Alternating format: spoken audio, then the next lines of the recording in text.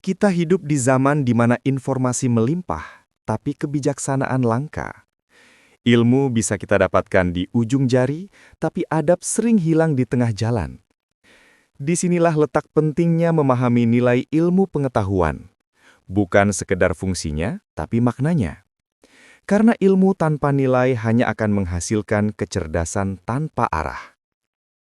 Ilmu memiliki dua nilai utama, nilai fungsional dan nilai spiritual. Nilai fungsional adalah manfaat duniawinya.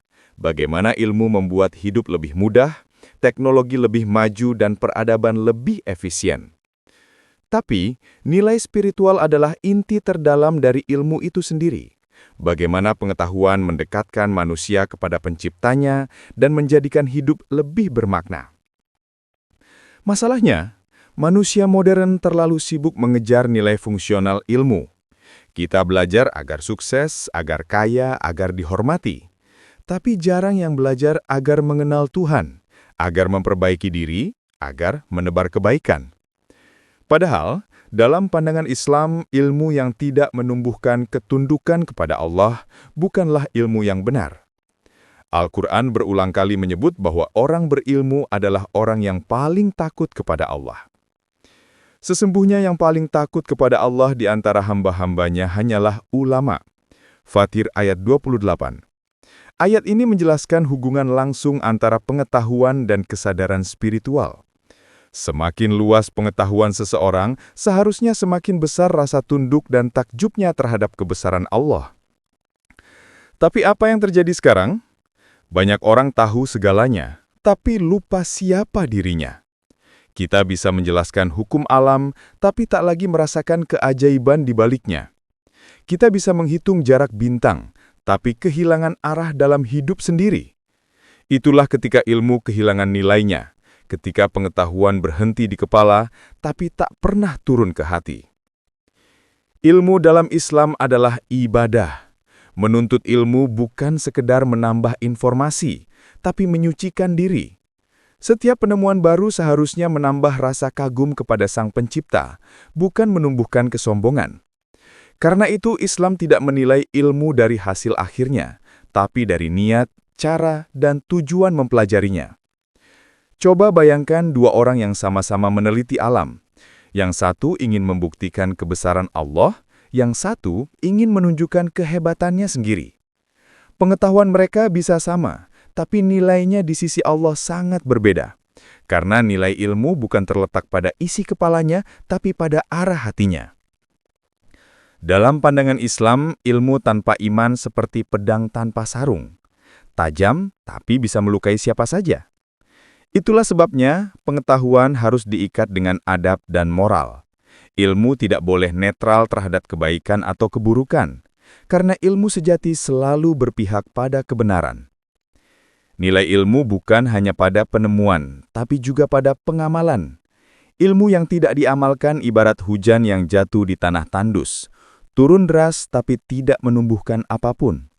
Dan sebaliknya, amal tanpa ilmu ibarat berlari dalam gelap. Cepat, tapi bisa salah arah. Itulah sebabnya Rasulullah bersabda, barang siapa menempuh jalan untuk mencari ilmu, Allah akan memudahkan baginya jalan menuju surga. Hadis ini tidak berbicara soal prestasi akademik, tapi soal perjalanan spiritual. Mencari ilmu dengan niat yang benar adalah bentuk ibadah yang paling panjang, karena ia berlangsung seumur hidup. Kalau kita lihat lebih dalam, nilai tertinggi dari ilmu adalah membawa manusia kepada kesadaran.